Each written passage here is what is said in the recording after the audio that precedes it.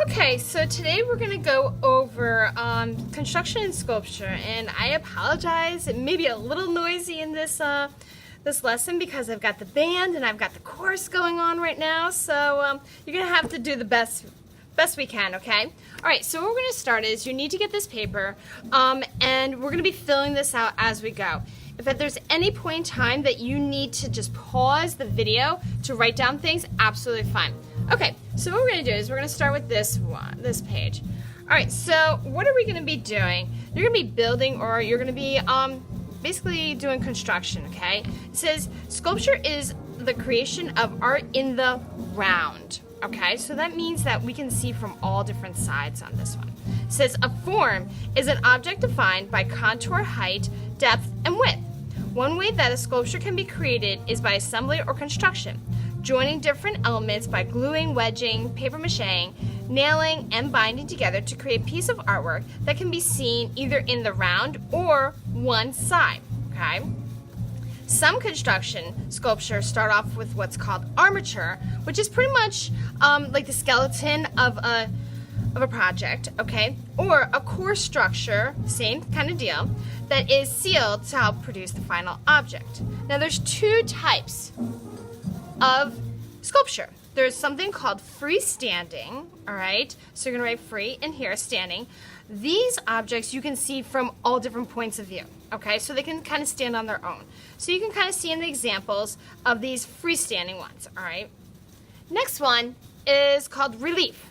Relief is the idea that there is one side that is flat, okay? And everything else pops up, all right? So here's a couple of examples of those, all right? Now, you will probably be creating, if you choose to do this as your project, okay? One of these types, all right? Now, let's look at some different kinds of art that you can create. Now, I have lots of different materials, all right? And it's not necessarily you have to stick with one material. You can use other materials. Like, for example, I have lots of different materials, as you can kind of see, okay? And cardboard, lots of cardboard, okay? So you can create with one material, which is fine, or you can do something a little different, okay? So what is this different? This is called recycled art or altered art, all right? It says, first off, altered and recycled are pretty closely related, these two words, okay?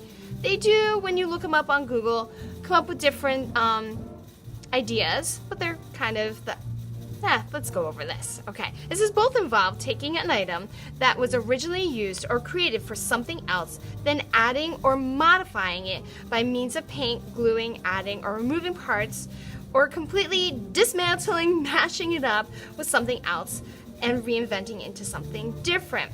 So for example, okay, we have the two little metal pieces. They have been glued and they've been like attached in different ways to create these little two figures, okay? This book, all right, if you choose, what they did was they took this book and they altered it. They made it into something different. Instead of it being flat, these are actually folded pages, and it's almost like the storybook, the items are coming out of the book, okay? Now, the only real difference is the level of newness when you're creating with these objects, okay? Between materials that are used to create each piece of artwork. But other than that, they're extremely close to their neighbors. So what does that mean? All right, so for example, yes, this was, I think it's like a strawberry container, okay? I can kind of tell if you say, oh, I'm gonna use it as a bowl. Well, unfortunately, that kind of looks like a bowl already, all right?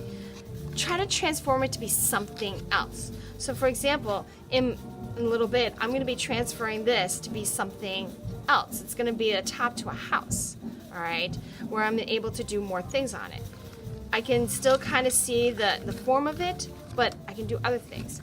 I could cut this apart, okay, reshape it, use it into little pieces. Maybe I only need this piece and I can cut this out, all right? Something like this. This is off of an instrument. I could flatten this out, okay? It doesn't have to be here. I could be like, oh, I want to make it flattened or cut it apart, all right? So that's that.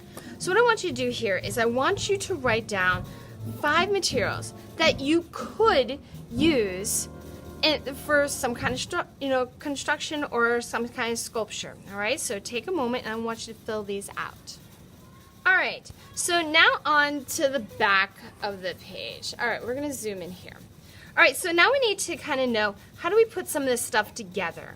All right, now hopefully you've checked out the examples that were on my website at the top of the page, where it has different examples of different projects that could be done with this kind of method.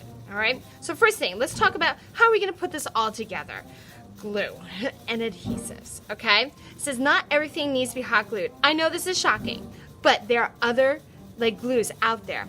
And hot glue can be messy and it can be hot, which is kind of like the name, all right? So what are some of the good glues that we can use? All right, so white glue.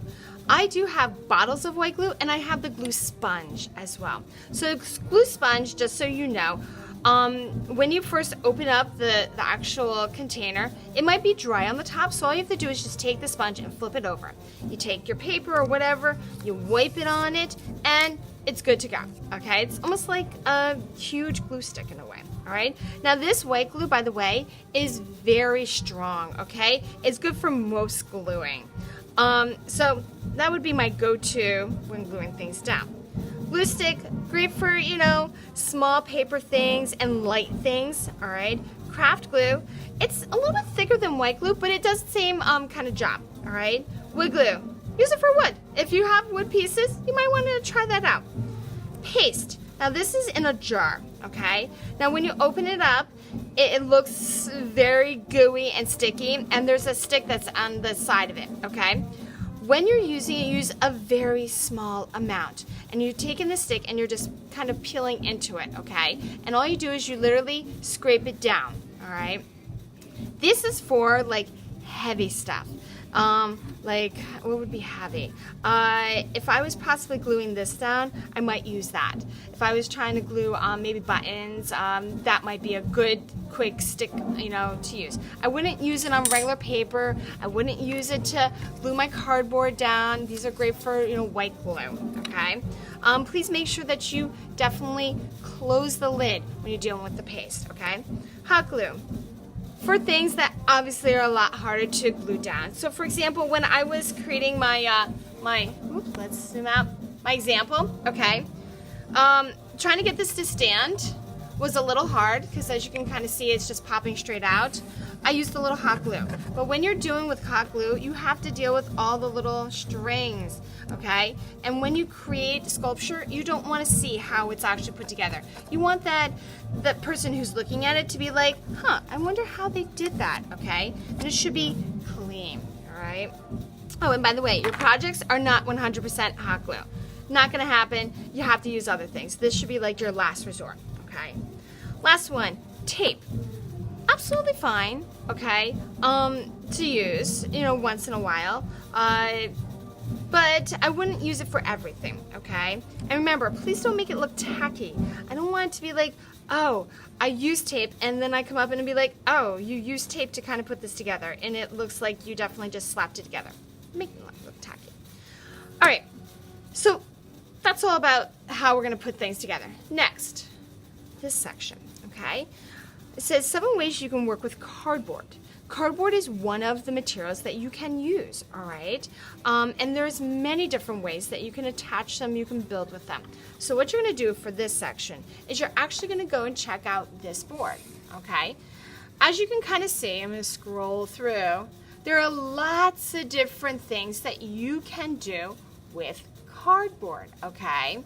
From building it using L-brace. Basically what this is, it's paper, brown paper, and I put glue on the other side.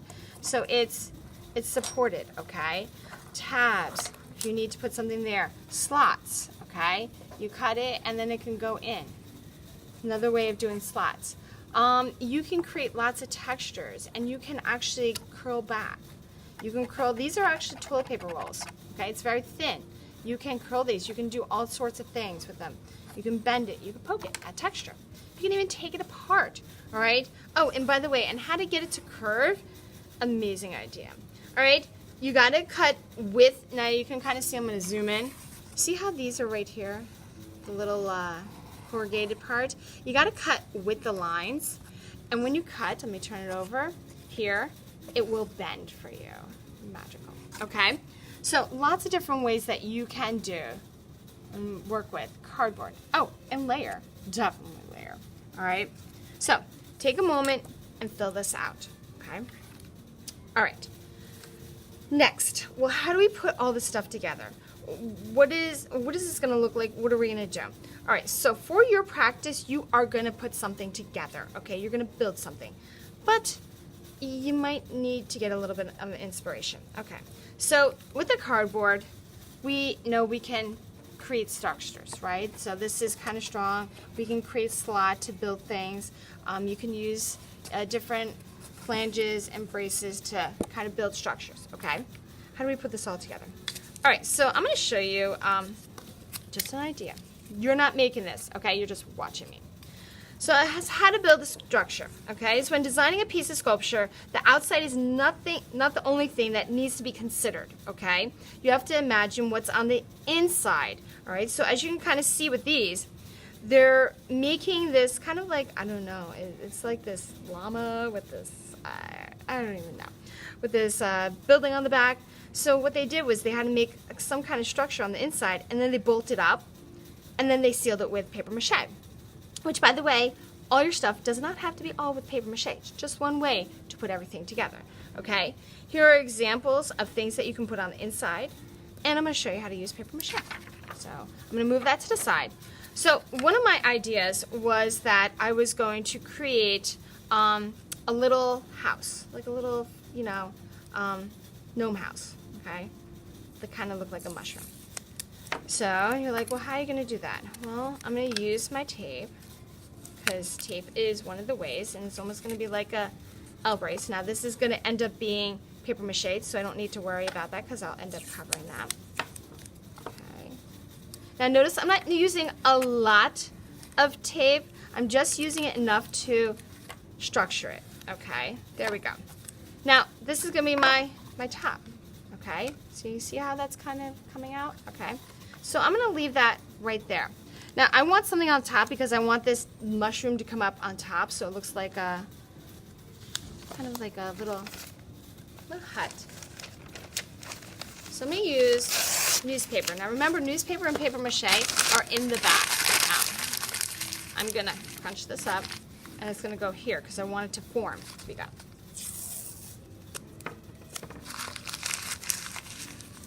All right, here we go.